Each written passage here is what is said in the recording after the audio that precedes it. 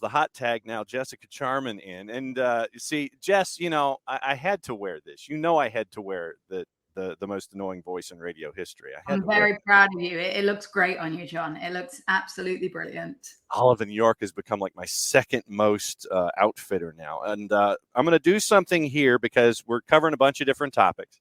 It's a little soccer over there. Probably get into a weekend whip around with you a little bit. I want to talk MLS Next Pro and Crown Legacy because you've done some interviews there as well. But I have to take off my headset to start this segment. So, gosh, what's coming, John? Oh no! Watch this. All right, hang on. Drum roll. What we're talking about first. Oh, the Kia Sera days. Yes, John, that is a throwback shirt. There you go. All right, so let me appropriately break down everything that's happening here. We're going to start with a little soccer over there, and since it's not Monday night, where we can pretty much have a fever dream for 2.5 hours, we got you as long as your laptop will survive here. All right, we want to talk about the jerseys that now you and I are both wearing on the air. And it's a very difficult situation. It's a disappointing situation for those outside. For those who are tied to the club as you are, it's angering, I'm sure, on about 38 different levels. And I want to go over the facts of the case, and I want to make sure that I cover it correctly before we get into it. So this is from our friends at the BBC. A collection of Reading fan groups are demanding owner Dai Young sells the club as soon as possible. The pressure group named Sell Before We Die, DAI, and you've seen that hashtag on Twitter, say they have little faith in Young and CEO Dai Young Pang. Quote, despite his best intentions, Mr. Dai's stewardship has been an unmitigated disaster, said spokesperson Nick Holton. We are now calling for Mr. Dai to sell the club at the earliest opportunity. The group, which comprises the Supporters Trust at Reading, Club 1871, Proud Royals, Elm Park Royals, and the Tilehurst End, says it was compelled to act following the latest charges handed down by the EFL. You're back in League One this year after being relegated from the championship. Now you've got new charges from the EFL for not paying your players on time and in full on 3 occasions during last year. Young has also been charged with causing the club to be in breach of EFL regulations, and they have until 11 o'clock Eastern time. So basically, when this show is over, as of yesterday, they were supposed to, 23 hours ago, they were supposed to have answered all of the 23, 4, however many. 11 o'clock yesterday, they were supposed to have responded to the charges. Holton says that they want the club on the right track. They want it back. Sell Before We Die says it's planning a series of protests to put pressure on Reading's owners. Speaking to the local council about protecting select car leasing stadiums usage, Royals chief exec Pang posted a letter to fans last week. Apparently, the promise that was made to pay folks 2 weeks ago happened today, and they're flying to Spain on EasyJet to start training. What have I missed? It's a hot mess, right? The men's team got relegated. The women's team got relegated. The women are no longer professional. So 13 of the players are now gone from the women's team because they've moved from professional women's soccer to semi-professional contracts. The academy is no longer a category 1. That happened earlier on last year. So that's now a Cat 2 academy. So Reading was always a famous academy that was cultivating great young talent. Now they don't have the ability to do that. It's just a really scary time, John, because we saw what happened with Bury, right? And we saw how they were unable to find someone that was able to purchase them and save them. Obviously, they're restarting at the bottom of the football pyramid this year. But this is a club that I've loved my whole life. And you kind of never think, unfortunately, look, I sympathized with Bury when Bury were going through that tragic situation. But you never really think it's going to be your own team. And you always think it's going to find a way to sort itself out. But unfortunately, with the way we're going in this downward spiral, it looks like we might start League One with a new points deduction because of those new charges. It becomes a very vicious cycle that is difficult to escape out of. You're talking about, and if I remember correctly, it was failure to pay on 3 separate occasions.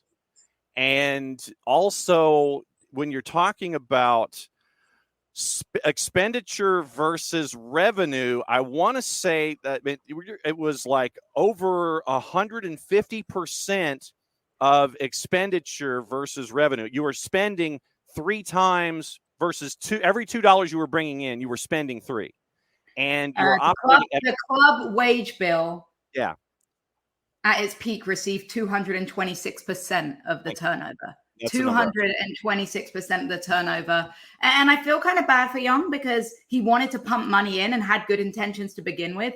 But we know in the Football League where financial fair play is, we know that there are rules. You can't just write a big check and hope that everything's going to be okay. No, you have to have a good structure. And unfortunately, we don't have any structure. We don't have any ability to be paying these people on time, which is a complete embarrassment and completely inhumane. There's been tweets coming out that, the staff are being censored against sharing how they're feeling, which, it is a shock. And I just feel like, unfortunately, a club that a lot of Americans were very supportive of because of the Marcus Hanneman era, the Bobby Convey era. We managed to captivate a lot of the American hearts during our time in the Premier League, where we were the ultimate underdog. And those days feel so, so long ago. And it's sad that, unfortunately, an ownership can do this to a club. But the biggest thing that this initiative is emphasizing is you have to back the team, but not the regime, right? We don't want to stop loving this club, but we need the ownership to sell up and find someone, not just run away, because we see it all too often, right? Where people run away and they leave the club in a pile of crap, right? We don't want to be left in that scenario. You got to find someone to buy it. But who's in the buying line for a little team? Now the aim is to show what an amazing club Reading is, what an amazing area of England Reading is, and hopefully someone can be, captivated to put some big money in it. I look at Wrexham and see what's happening over there. Wouldn't it be nice? Yeah. And and this is something that, you as someone who has grown up wearing that crest. I mean, this is, you have all those experiences with your dad. It's family. It's family on the field and off the field. And it's this 3-dimensional thing that impacts folks a lot more. I think it's like, it never happens to my club until it happens to my club. And we have all of these observers who will watch what's going on. And then you have the moments like we're having with Bury and Macclesfield and all of that kind of stuff. And then it's almost like you wait until it's too late to act in a situation like this. And I think that when you're looking at what all of the supporters groups are doing, it's like, we don't want to wait that late. You got to act now to try to get something done to turn things around, because the points deductions in Championship were one thing. The points deductions in Championship were another thing. Then they were a third thing. Now you're in League One, and if you look at the Championship, it's difficult when you're past the point of the parachute payments to survive anyway. Mm-hmm. And now you have this where you're relegated to League One. You're probably going to be starting with that points deduction again a 4th time in less than a calendar year. I mean, this is going to be a tough slog to get out of. Yeah, it is. And you see the vicious cycle of teams dropping out. Teams go from Premier League all the way down to League One. You see it with big historic names. Look at Sunderland. Everyone, loved Sunderland when they're in the Premier League. And you've watched the documentary and seen how difficult it is to find your way back out. It's really a difficult scenario to find yourself in, like you say, John, because this club is so important. Everyone has their club that they love, right? But it's never expected to be your club. And when you think back to the memories, like you say, Reading's why I'm still in the game, right? Reading is why I still have this broadcasting career. It's where I fell in love with football. It's where I got an opportunity to showcase my talents with the women's team. And to think that it might just cease to exist one day, it just puts a sickening feeling in your stomach. You mentioned on Twitter that hashtag sell before we die. So many people are sharing their stories, whether it be bringing their grandparents to games, going to games with their grandparents that are no longer with them, meeting their future wives at the games, all of these incredible stories that would then just be memories and no longer something that you can actively be involved in. It is crazy. I think it's great that the fan bases are being proactive, but it takes more than just fans, right? We are fans. And, maybe fan ownership is an opportunity in the future. Who knows down the line? But at the end of the day, it's about raising awareness so that maybe someone has their head turned and they find a connection with this club to see what they can do to try and save it. What's your first Reading memory? First Reading memory, one of them is coming back from a playoff final on the coach back from Cardiff, where Reading unfortunately lost. But I just remember being part of that environment as a young, little girl that felt like part of the community still. And I love that it was one of those opportunities for me to feel togetherness with a team. And I think going to the games with my dad was so special, going out to the team store and seeing the mascot Kingsley. It sounds silly, but little things like that become part of your heart. But I think most importantly, sharing the games with my dad and my brother, falling in love with the game and just watching the likes of Kevin Doyle, who was one of my favorite players, of Nikki Forster, one of my favorite players, and just finding this captivating emotional connection to players and just falling in love with the game, And I think sharing those times with my dad and my brother were very special. And even now, I think special memories are every time I book a flight home to England, right? I'm looking at the Reading FC schedule to see how many games I can get in. And I've already done that booking flights back in November, and there's Wycombe Wanderers away, and I'm super excited about that. And then you think, oh my God, teams get expelled from the Football League. You look at what happened to Bury, they got expelled. There is a chance that these games don't even take place. And that is like a horrifying reality that you have to think about. So I'm trying to do my bit with whatever I can to turn eyes on it, to tell Americans about what's happening, because unfortunately, well, understandably so, people will have their own clubs that they're attracted to, that they care about. And what's slightly ironic is I get the issues with the American system and all the rules that go into play. But a lot of the reasons why MLS clubs are so expensive, a lot of the reasons why there are so many different rules in place is to protect things like this happening to Atlanta United, for instance, to Charlotte FC. It's annoying at times when you're trying to understand all the different rules and all the different legislation. But at the end of the day, Atlanta United and Charlotte FC are feeling a lot more stable than Reading Football Club right now. What can the American soccer fan, football fan do when we monitor this situation? What can fans do to, help spread the word, be supportive? How can the American fan be supportive for Reading fans that want things to change? Yeah, I think it's just that social media presence, like you say, whether it's you see a video of a peaceful protest going in and retweeting the action. I know they're trying to do a protest at one of the preseason games where they're going to throw some socks on the pitch, because everything that this initiative is trying to do is making sure it's peaceful, right? Yeah. So something like that that's going to captivate the American audience. It's going to make you laugh, sharing those things to get eyes on the situation. I'm also working very closely with Oliver York right now to try and make some sort of jersey. So we'll hopefully get a very cool jersey design that we can make available for purchase, with the proceeds going to help fund the initiative. And that will be a really cool way to get some swag. I know it's probably going to be blue and white, so hopefully you feel like you're going to look good in blue and white. But those little things of just raising awareness and just being supportive, because it's very easy to forget that other people are suffering, and struggling, and just checking on people, because there's actually a lot of people now that are having mental health, because this is their club. It's very upsetting. And I will say I'm very proud of watching Reading fans come together in this moment to support each other, because this is a very emotionally exhausting time for people that this club is more than just a football team too. This is their life. Yeah, Shooter McGavin, our resident New England Revolution fan, brings up the Oakland A's of Major League Baseball. And you have fans that love what's going on with their team in Oakland, but the owners, it's a different situation, Shooter, in that the owners in Oakland want to leave. They want to go to Vegas. They want to get their stadium deal. They want to leave Oakland.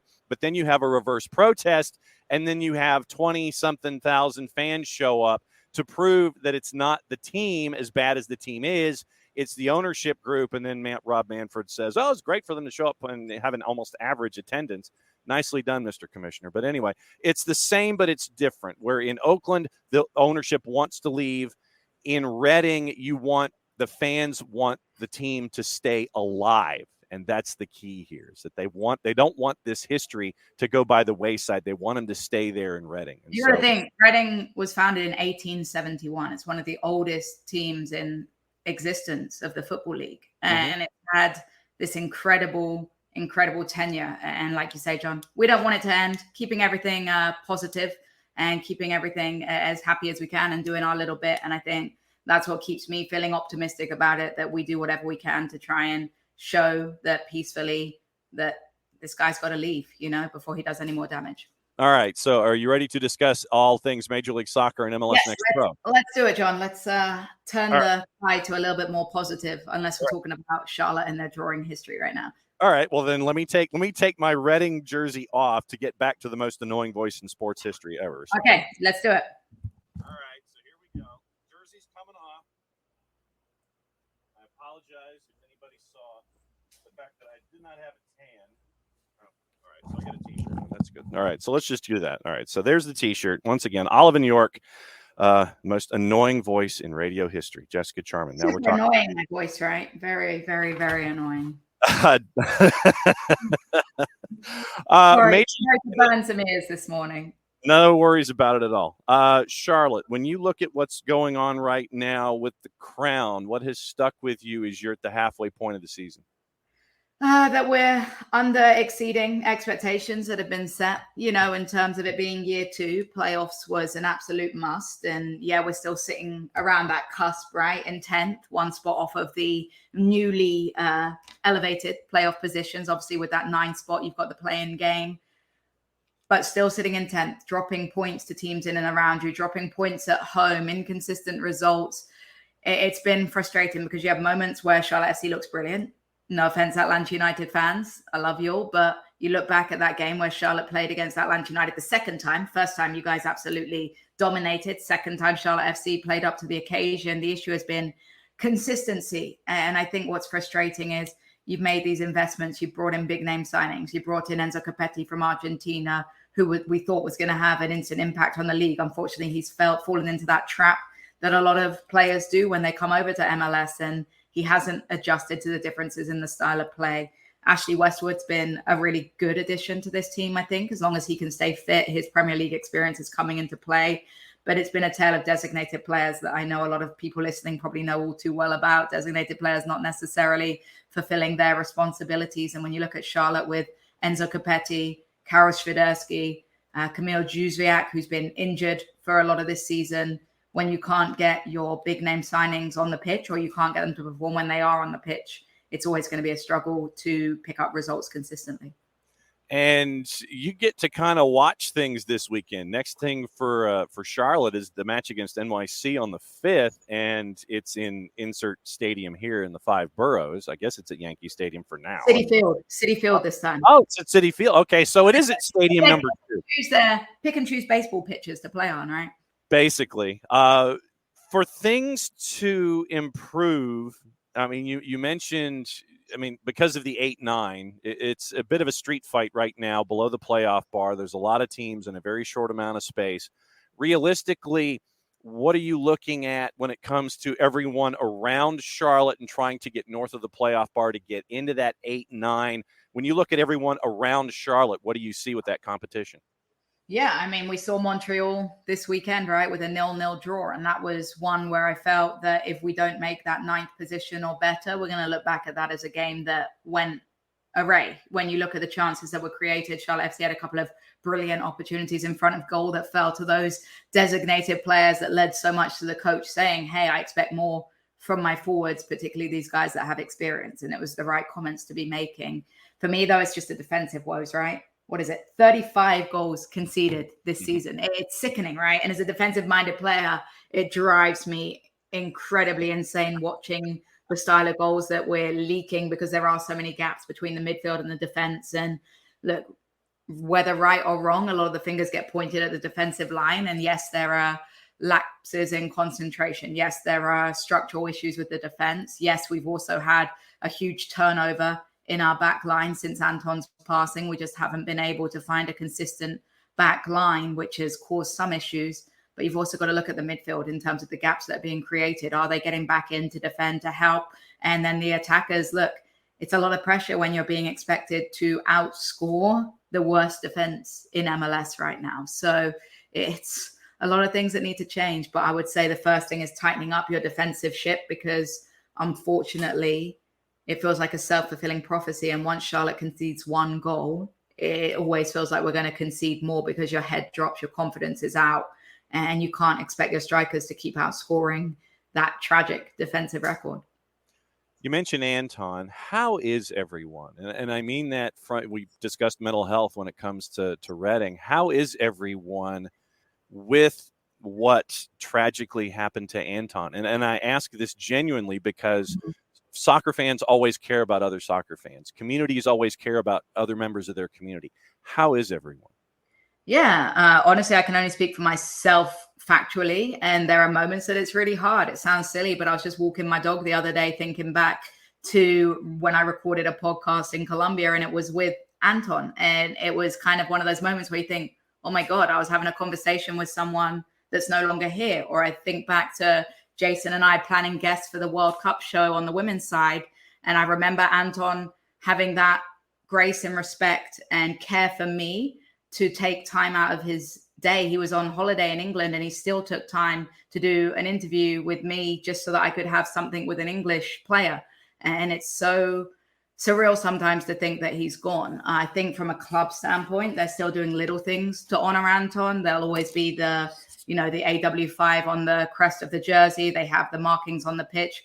But I actually think for the well-being of the players that they're stepping back sometimes with all of the show, because Lattanzio came out and said that sometimes it's hard because there's so much talk about Anton that we're not able to process everything, right? And it shouldn't ever be for show. And I'm not saying that that's what ended up happening, but at times if you focus so much on something, you're not able to grieve privately. And I think that Lattanzio has come out and said, look, we're going to carry Anton with us in our own hearts, in our own way, without having to talk about it constantly. So it's about finding that balance of respecting the legacy, talking about Anton, because I think that it's very important not to forget that happened, but also find that balance for the players' sake of not constantly, reminding them. But I will say, really important for people to kind of see from the outside that everyone kind of spoke when this happened and they were like, Charlotte's going to win MLS Cup now for Anton. And I think I always say when people ask me how we feel about that,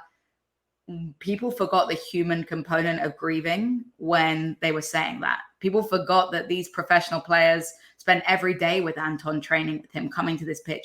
And actually, yes, they want to succeed for Anton, but it can be very difficult to overcome those emotional hurdles. And we saw some other off the field issues with this club.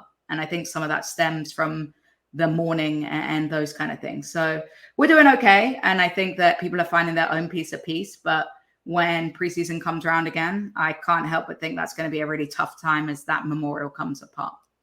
A couple of other MLS and MLS Next Pro topics involving Charlotte, Crown Legacy, Atlanta United before Jess's laptop dies here at Just Talk. I actually got it on charge, but it's on a crappy charge. You know, the charger that doesn't charge it enough, so it's actually on charge, but gradually going down in percent. Wow. Okay. So, all right. So I'll only keep you for 7 more minutes unless we go into added time. All right. So how busy a transfer window do you anticipate for Charlotte? I hope it's busy. Lattanzio said he wants 3 players. You saw Scott Arfield being brought in from Rangers. That I think is a very good signing. A lot of people concerned about him being 34 years of age, but from the images I've seen from training and my sources that have been watching him train, he looks raring to go, looks physically fit, looks strong, looks ready, looks like he's going to take MLS in his stride. Also, Westwood, that I mentioned earlier, has experience playing with Arfield from Burnley, so that should be automatic chemistry. So that's a good sign. He'll be available at that NYCFC game because the transfer window will have been open. Need a left back because our fullbacks are so problematic at the moment. And honestly, if our forwards aren't able to step up, then maybe we need a forward. But at the end of the day, I think that we have some very, very good Crown Legacy players. Our MLS Next Pro team is flying, like you alluded to earlier, John. Time to trust those young guns. Atlanta United's seen the success, right? I think back to that Nick Firmino goal and how well Nick instantly impacted MLS. And I think that we need to really try and utilize that well. And Shooter is somewhat very tongue-in-cheek saying, if you need a defender, we've got Omar Gonzalez. Yeah. Thank you, Shooter. Everybody in Charlotte loves you. You What's mentioned number one? Which one's the number one at McDonald's? What is the number? Is that the straight hamburger meal? Or is it a Big Mac? Is it a Big Mac? Shooter, let me 2 Big Macs and a pack of smokes. That'd be about right. Big Mac. Big Mac. Okay, sounds pretty valuable. Yes, yeah. Give the Revs 2 Big Macs. I like Bojangles in Charlotte. They'd probably give him a Supreme's meal from Bojangles. Bojangles. Yes, we like that's that. an elite cuisine in Charlotte, I've heard. No doubt. Crown Legacy. You've had the chance to catch up with some of the folks, including someone who's gotten off to a really hot start. Crown Legacy right now, number 1 in the East, 35 points last time I checked, a couple points clear of Revs too. When you mentioned the youngins and the young guns with Crown Legacy, what's it been like to see that aspect of things grow where it comes to Charlotte?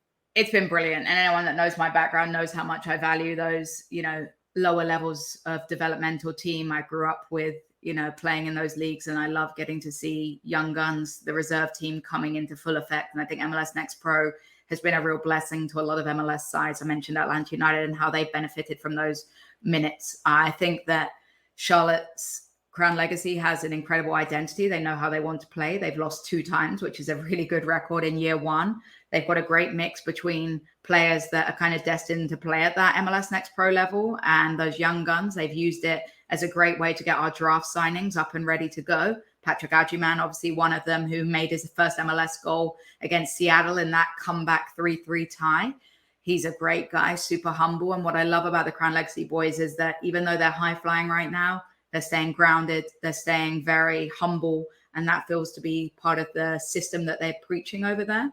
I'm really, really excited for the Atlanta United 2 game that's coming up after the 4th of July weekend. That's going to be a really fun battle, obviously, because I've got the personal connections with some of the guys at Atlanta United 2 that I know, with Karim playing over there, who's been really exciting to watch. I know you've probably enjoyed watching Karim play, John. So excited to see my 2 worlds collide a little bit on that one. Nothing like the Gwinnett Grizzlies and GGC paired with the 2s at Matthews when we come out the other side of this off week for Atlanta United. Really looking forward to that. So, all right, since you mentioned Atlanta United, this week it is the Odd Duck.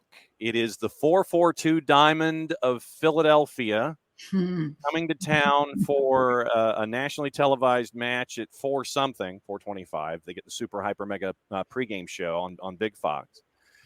When you look at Philly, and let's take this from both sides. When you look at Philadelphia and that 442 Diamond, which is you have to prepare for something totally different than what you're used to seeing when it comes to defenses. When you look at that 442 Diamond that Philly brings to the table, what do you see?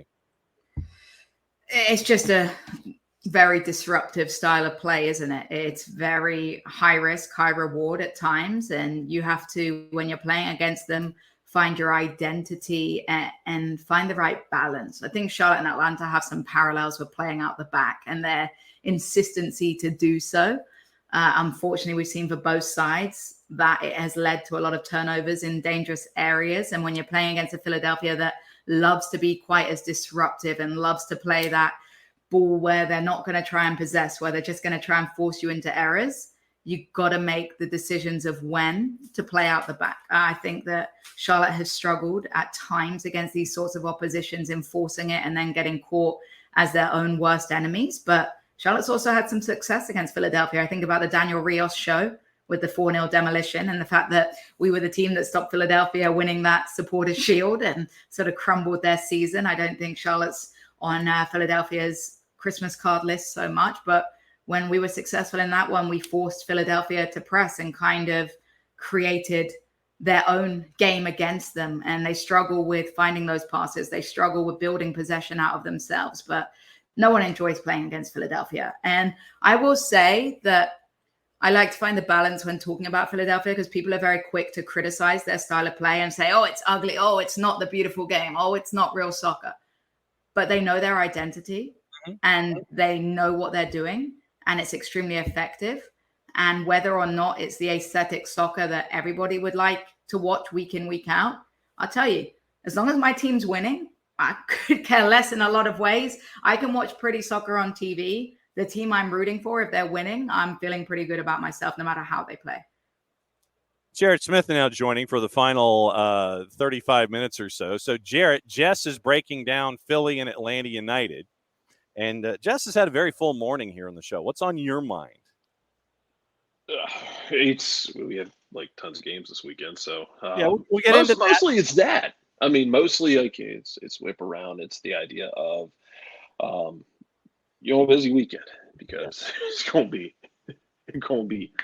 There's going to be a lot of games. There's going to be a lot of fighting in the Atlanta-Philly game. And catching the end of Jess's thing, I guess the thing that always aggravates me about Philly is not necessarily the combativeness of Philly, because they're going to be combative. And I think at this point, everyone's kind of leaned into the concept of, hey, man, Philly's going to be a heel. Philly's going to crawl into the cage match with you, and they're going to bring the brass knuckles, the steel chair, the kendo stick, whatever they can bring in there. But if you're going to acknowledge that they're going to be that team, and that's who they are, it's how they operate, understand that might impact the game. And it's tough to ask teams to play through it, because that's what's going to happen. We talked about this with the Atlanta and Red Bulls, where Atlanta is going to play their style against Red Bulls. We know that they are. And Red Bulls is going to play their style. Philly's going to play their style. In the same sense that when Philadelphia started the year slowly, when Red Bulls goes through that summer swoon that they always go through, that all of those energy drink soccer teams go through those slow stretches, they don't just quit playing their style. They're going to stick to it because it's something that they believe in. Mm-hmm. And I think you see that with, as just mentioned, Atlanta and Charlotte. You see it with Seattle as well. Okay. You see it with a number of these teams. If they have something they firmly believe in, results aren't going to change that. They're going to keep playing their way. Philly's going to play their way. Atlanta's going to try and play through it. And you're going to have to play it on knife's edge at times. How do you think it's going to go, Jarrett? I got to put you on the spot. How do you think it's going to go based on, the fact that all the eyes are going to be watching? I'm going to be sat on my sofa watching that one on Big Fox. So I'm glad you told me it's 4:25. That way I can have a bit of a relax before game time. Yeah. I think it's going to go draw. One interesting part of this that Philly hasn't had to deal with before is Yorgos Yakimakis. True. He is such a horse of a human being, and his physicality. Jess, I don't know how much you've been able to watch him. I only watch the highlights a lot of the time, but he's a freaking monster. Like he's just, and what's so surprising is he's built like that way, but he's not just a physical player. He's got good feet. He's got a good eye for goal. Yeah, I'll say he is a good signing. Like that one is a good one.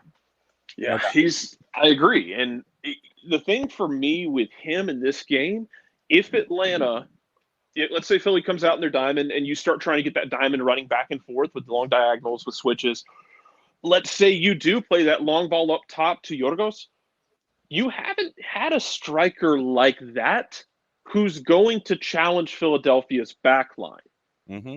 Because if Philadelphia gets up in their pressure, if Atlanta does, like we've seen them do against New York, if they do soak up that pressure and invite Philly up the field and try and hit that space in behind, he's so strong and big. All you really need him to do is win one or two of those long balls or long switches, whatever it might be. And, do you get somebody on yellow card trouble? Do you get fouls building up? Do you get the temperature of the game rising much faster than we're used to? Because he's so combative up top with those center backs.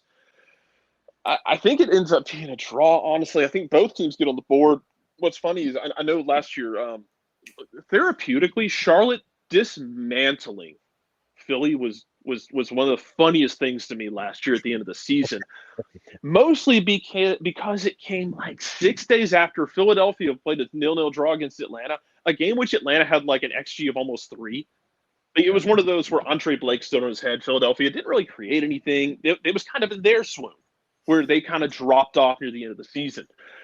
And then, they went to Charlotte, and then all of the regression just hit them like a ton of bricks. And I think Charlotte dropped like 4 goals on Daniel Rios with 4 goals. Yeah, that was the one. It was hilarious. Rios, and that earned him a big money signing. I will say before I head out, my hot take. I gave a hot take at the event before Charlotte versus Atlanta, and I got it right. My hot take is going to stay the same. If I had juice boxes, I would go on a red card in this game. That's my juice box. Well, Ted Uncle is in charge. Well, now it's even more. Honestly, how about a red card for each team? I bet that would have a great over-under. Yeah, that would be. We had that last year in Atlanta, and we had that last year in Atlanta and Montreal, or 2 years ago, when Victor Wanyama tried to fight Joseph Martinez. They both got sent off. In the I could see that. Somebody, Jacob Lesnes or Elliott gets up in Yorgos's face. They both mush faces. Or Jose Martinez gets up and they mush hands into faces and they fight. Mm-hmm. Yeah, I could see it. I could easily see Offset and Reds. All right. We're going to cut Jess loose because her laptop is dying. At Jess Talks Footy, what do we need to do to continue following what's going on at Reading and with you and everything else? Hit the promo. Yeah, just hit at Jess Talks Footy on Twitter and Instagram. I'm pretty active on both those platforms and, love to retweet about Reading. And I'll be cutting some clips from this as well to try and share my name. So keep an eye out for that Olive and York jersey. I'm not a designer, but I have some good ideas. So I think they're going to make my ideas come a reality. And World Cup show coming to 92.9 The Game for the Women's World Cup with Jason. So that's going to be a lot of fun as well. Mm-hmm. Expect some really good guests. We've got several of the broadcasters that are on that will be in Australia ready to chat with us. Should have a Jackie Oatley interview, should have a Jen Hildreth interview. So lots of very cool, badass women that we're going to get on to talk about an incredible show. And I told you, U.S. Women's National Team are my favorite. Maybe I'm trying to use a bit of reverse juju to get it to come my way, but we'll see what happens. All right. And Jess, I respect it. Yes. And Jess has golden ticket status. So basically all she needs to do is either text or DM me and sit there and say, I want to butt in, and she gets to butt in. So Jess, thank you everybody for listening. I appreciate you guys.